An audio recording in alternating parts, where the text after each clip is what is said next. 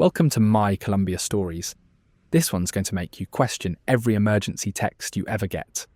This one's from Kevin, 52, IT manager from Denver, widower. Before I read it, let me tell you something. Kevin did everything right. He was careful. He took it slow. He verified what he could. And he still got destroyed. Sometimes being smart isn't enough. Hit that subscribe button and like this video. Kevin reverse image searched everything and still lost $27,000. Here's what happened. My name's Kevin. I manage IT infrastructure for a healthcare company. Servers, databases, security protocols. I've been doing it 28 years. My job is to think 3 steps ahead, anticipate problems, verify everything. My wife died 2 years ago. Cancer. Took 11 months from diagnosis to the end. I stayed with her every day, took leave from work, held her hand, did everything I could. It didn't matter, she died anyway. After the funeral, I went back to work, threw myself into it. 14-hour days. Came home to an empty house. Ate frozen dinners. Went to bed. Woke up. My daughter said I needed to get out. See the world. Mum would want that. She'd been planning trips before she got sick. Places she wanted to visit. Colombia was on the list. Said she wanted to see Cartagena. The old city. The colonial architecture. I booked a flight in February. 2 months in Cartagena. Rented an apartment in Gethsemane. Walked the walls every morning. Sat in plazas drinking coffee. It was quiet. Peaceful. I needed quiet. I wasn't looking to date. Wasn't even thinking about it. But I downloaded a dating app one night.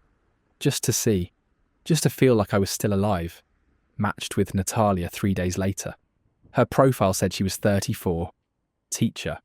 Taught English at a private school. Photos showed her at beaches, at restaurants with friends. Normal stuff. Nothing that screamed fake. We messaged for a week before meeting. She asked about Denver, about my work, about why I came to Colombia. I told her about my wife. She said she was sorry. She didn't push for details. Just said loss is hard, I like that. She didn't treat me like I was fragile. Didn't overdo the sympathy. Just acknowledged it and moved on. We met for coffee near the clock tower. She showed up on time. Looked like her photos, dressed casual. Jeans, white shirt, sneakers. We talked for 2 hours. She told me about her students. About teaching English grammar to kids who didn't want to learn it. I told her about managing IT teams who didn't want to follow security protocols. We laughed about how similar it was. Week 2 we had dinner. She picked the place. Small restaurant in the old city. Local spot. No tourists. She ordered for both of us. Explained each dish. We split the check. She didn't let me pay for everything. Said she had a job, she could contribute. I appreciated that. Felt like she saw me as an equal. Not as some rich American she could use. Week 3 we walked the city walls at sunset. She pointed out buildings, told me their history. Spanish colonial era. Pirate attacks. Independence wars, she knew a lot. I asked if she studied history. She said no, just grew up here. When you live somewhere long enough, you learn its stories. Week 4 we were seeing each other, every few days. Dinners, walks, coffee. She'd text me good morning. Ask how my day was. Send photos of funny things her students did. It felt normal. Comfortable. Like dating someone back home. Week 5 she invited me to her apartment. Small place in Manga. 1 bedroom. Clean. Books everywhere. Lots of English novels. She made dinner. Pasta with shrimp. We drank wine. Talked until midnight. I left. Kissed her goodnight at the door. She smiled. Said she'd see me tomorrow. Week 6 I started thinking this might be real. Might be something. I wasn't ready to call it serious, but it felt like it was heading that direction. Then she didn't show up for our date. We were supposed to meet for lunch on a Saturday. I waited at the restaurant for 30 minutes. Texted her. No response. Called. Straight to voicemail. I figured something came up. Maybe a family thing. Maybe she forgot. I went back to my apartment. Spent the afternoon working. Checked my phone every 20 minutes. Nothing. Sunday morning I got a text. I'm so sorry, I'm in the hospital. Motorcycle accident yesterday. I'm okay, but I can't really talk right now. I called immediately. It rang twice, then went to voicemail. Texted back asking which hospital. She responded an hour later. Hospital Boca Grande, room 304. I grabbed my wallet and keys, walked to the hospital. 10-minute walk from my apartment. Got to the front desk. Asked for Natalia. Gave her last name. The receptionist typed into her computer. Looked up. Said there's no patient by that name. I said she texted me. She's in room 304. The receptionist checked again. Said room 304 is empty. No patient assigned today. I showed her the text message. She shrugged. Said maybe she got transferred. Try Hospital Santa Cruz. I walked to Santa Cruz. 20 minutes in the heat. Asked the front desk. Same thing. No patient by that name. No record of her. I called Natalia. No answer. Texted. I'm at the hospital. They said you're not here. What's going on? She responded an hour later. They transferred me to a private clinic. I'll send you the address. She sent an address in Manga. I took a taxi. Got there in 15 minutes. It was a small clinic. Looked legitimate. Went inside. Asked for Natalia. The woman at the desk said patients are only allowed family visitors during surgery recovery. I asked when visiting hours were. She said family can visit after 6 tonight. I said I'm not family, but I'm her boyfriend.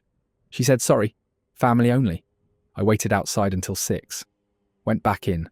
Different person at the desk. Asked for Natalia again. He checked. Said no patient by that name. I said she had surgery today. He said they didn't have any surgeries. Scheduled today. Clinics closed on weekends except for emergencies. I stood there confused. 3 hospitals. 3 different stories. None of them had her. My phone buzzed. Text from Natalia. I know you tried to visit. Thank you. They won't let anyone in right now. I'm in surgery. I'll call you when I wake up. I texted back. Which clinic are you at? I've been to 3 places. No response. I went home, sat on my couch, stared at my phone.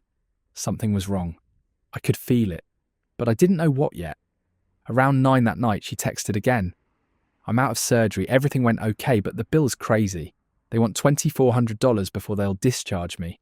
I don't have that kind of money. There it was, the ask, the reason for all of this. I stared at the message for a long time. Thought about my wife, thought about hospital bills, thought about how $2,400 for emergency surgery in Colombia actually seemed reasonable. I texted back, what happened? What kind of surgery? She said she broke her leg in the accident, needed pins and plates. Showed me a photo. Her in a hospital bed, bandages on her leg, IV in her arm. She looked scared. I asked which clinic again. She said it's complicated. They moved her. She's at a recovery facility now. She'd explain everything when she got out. I said I'd help. Asked for the payment details. She sent me the clinic's banking information.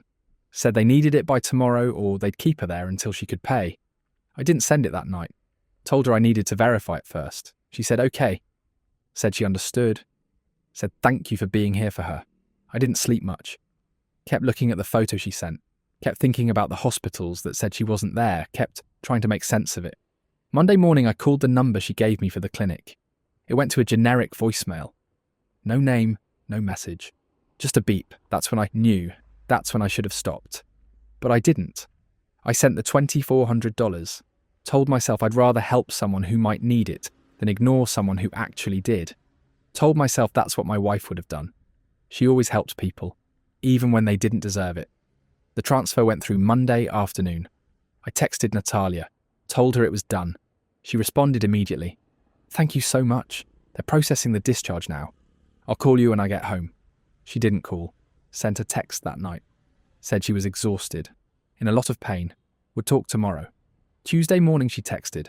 Said the clinic released her, but she needed medications. Strong painkillers. Anti-inflammatories. Antibiotics. Total cost $800. Her insurance wouldn't cover it because the accident was her fault. She wasn't wearing a helmet. I asked if she could send a photo of the prescriptions. She sent one. Looked official. Pharmacy letterhead. List of medications in Spanish. I googled a few of them. They checked out. Real drugs used for post-surgery recovery. I sent $800. She thanked me. Said she'd pay me back. I told her not to worry about it. Just focus on healing. Wednesday, she said she needed to see a specialist. Follow-up appointment to check the pins and plates. Make sure everything was healing correctly. Specialist visit was $1,200. Insurance wouldn't cover that either. I hesitated. $3,400 in 3 days, that was a lot. But I thought about surgery complications. About infections. About what happens if you don't get proper follow-up care. I sent the $1,200. Thursday she went quiet. No text, no calls. I messaged her asking if she was okay. No response for hours. Finally, she texted back around 6, said she'd been sleeping. Pain was bad. Medications made her drowsy. Friday, she said she needed physical therapy. Doctor recommended it to prevent stiffness. 8 sessions, $2,000 total. Had to pay up front. That was the moment I should have said no, should have asked more questions, should have demanded to see her in person. But I didn't. I was already $5,400 in. What's another $2,000 if it helps her walk normally again? I sent it. $2,000. She said thank you. Said she'd start therapy Monday. Saturday morning my phone rang. Unknown number. Colombian area code. I answered. A man's voice. Spoke English with an accent. Said his name was Marco. He was Natalia's roommate. Said she'd collapsed at home. Ambulance took her back to the hospital. Internal bleeding from the surgery. Needed emergency operation. I asked which hospital. He said Hospital Naval. Said they were in the emergency room now. Doctors said she needed surgery immediately. Cost was $3,000. They wouldn't operate until someone paid. I said I'd be there in 20 minutes. He said no family. Only in emergency situations. Better to just send the money. Every minute counted. I asked to speak to Natalia. He said she was unconscious, couldn't talk. I asked to speak to a doctor. He said doctors were busy preparing for surgery. No time. Something in his voice felt wrong, too calm for an emergency, too scripted. But the fear in my chest was louder than my doubts. I sent $3,000. Told Marco to call me when she was out of surgery. He said he would. Hung up. I didn't hear anything for 6 hours. Texted Marco, no response. Called back. Number was disconnected. I texted Natalia. Message didn't deliver. Called her. Out of service. I grabbed my keys, walked to Hospital Naval. Asked for Natalia. No patient by that name. Asked if they had any emergency surgeries today. Woman at the desk said they had 2. Both male patients. No women. I showed her Natalia's photo from the dating app. She'd never seen her. I asked about a patient with internal bleeding. She said no one came in with that condition today. I stood there in the hospital lobby trying to piece it together, trying to figure out what just happened. My phone buzzed. Text from a new number. This is Natalia. Sorry my phone died. Marco told me you sent money for the surgery. Thank you. I'm okay now. Recovering. I'll message you tomorrow. I called the number immediately. It rang once, then disconnected. Tried again. Number was out of service. I sat down on a bench in the hospital lobby, pulled out my banking app, calculated what I'd sent. $2,400 for initial discharge, $800 for medications, $1,200 for specialist, $2,000 for physical therapy, $3,000 for emergency surgery, $9,400 in 5 days. I searched for Hospital Naval on Google Maps, pulled up reviews. One review from 3 months ago. American guy. Said, beware of scammers using this hospital's name. They'll claim your girlfriend needs emergency surgery. I lost $4,000. Hospital has nothing to do with it. I read it 3 times. Then I reverse image searched the hospital photo she'd sent me. The one with her in bed, bandages, IV, found it in 6 seconds. Stock photo from a medical supply website, used in articles about hospital care. Downloaded 9,000 times. I checked the pharmacy prescription she sent. Reverse image searched that too. Stock photo. Medical blog about post-surgery medications. Not real, not hers. I went back to the clinic she'd named. The one in Manga. Asked to speak to the manager. Explained the situation. She listened. Said this happens every month. Someone uses their clinic's name. Claims to have a patient there. Collects money. Clinic has nothing to do with it. They've reported it to police. Nothing changes. I asked if she'd ever seen Natalia. Showed her the photos. She shook her head. Said she'd never seen her before. I walked back to my apartment. Didn't take a taxi. Needed to walk. Needed to think. When I got home, I opened my laptop. Searched for Natalia's photos on Google. Reverse image searched every single one from her dating profile. Found them. All of them. Downloaded from Instagram accounts. Different women, different names, different countries. Someone had collected photos of attractive women and built a fake profile. Natalia didn't exist. The teacher, the apartment in Manga, the students she told stories about, the dinner she cooked. All of it was real in the moment, but the person wasn't. I checked the dating app. Her profile was gone, deleted, like it never existed. I sat at my laptop staring at the bank transfers, at the fake prescriptions, at the stock photos, trying to understand how I fell for something so obvious. I'm an IT manager. I verify everything. I check sources. I don't trust without proof. That's my job. That's who I am. But I sent $9,400 to people I never met, based on text messages and stock photos, because I wanted to believe someone needed me, because I wanted to feel useful again, because my wife died and I didn't know how to fill that space. I went to the police Monday morning, brought printouts, bank transfers, screenshots, the stock photos, everything. The officer looked through it, asked if I'd met her in person. I said yes, 5 times over 5 weeks. He asked where. I gave him the addresses, the coffee shop, the restaurant, her apartment in Manga. He said he'd send someone to check the apartment. Came back 20 minutes later, said that address is a commercial building. No apartments, just offices and a pharmacy. I said I was there, I went inside, had dinner.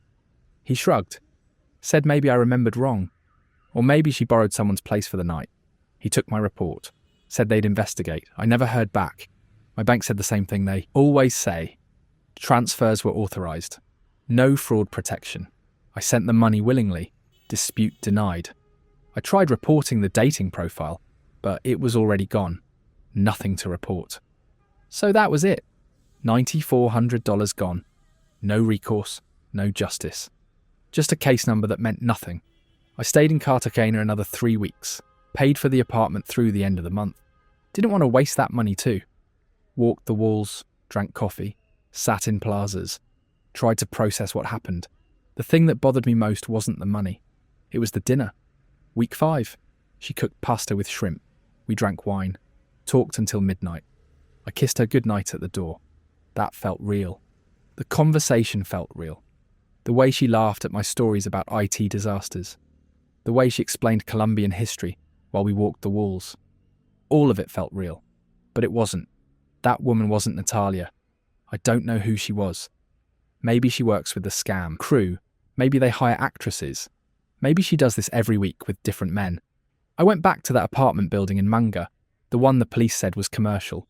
Stood outside for 20 minutes, tried to remember which floor, which door. Couldn't. It all looked different in daylight. Maybe I was never there, maybe she took me somewhere else, and I misremembered. Or maybe the whole thing was so well planned that even the location was fake.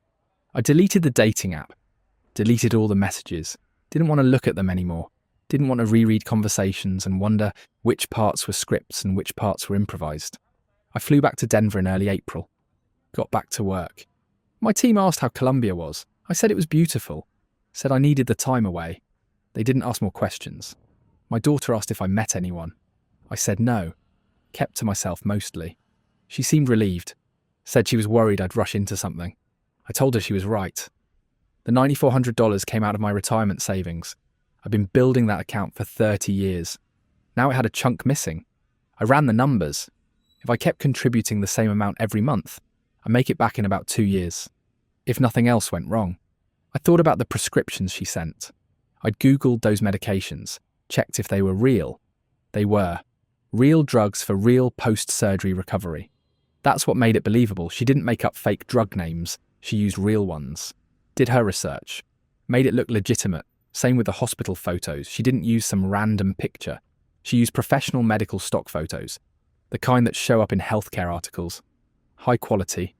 Believable. Unless you specifically reverse image search them, you'd never know. That's the level of planning. That's what separates a good scam from a bad one. Details, research, knowing what questions marks will ask and having answers. I'm trained to spot this stuff. In my job, I review security protocols. I look for phishing emails. I train employees to recognize social engineering attacks.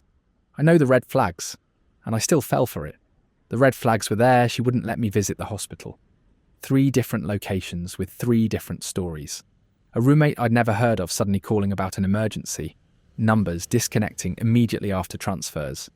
But in the moment, each thing had a reasonable explanation. Hospitals have strict visiting policies. Patients get transferred. Roommates exist. Phones die. Colombian networks are unreliable. Every red flag came wrapped in a reasonable excuse. And I accepted them because I wanted to help.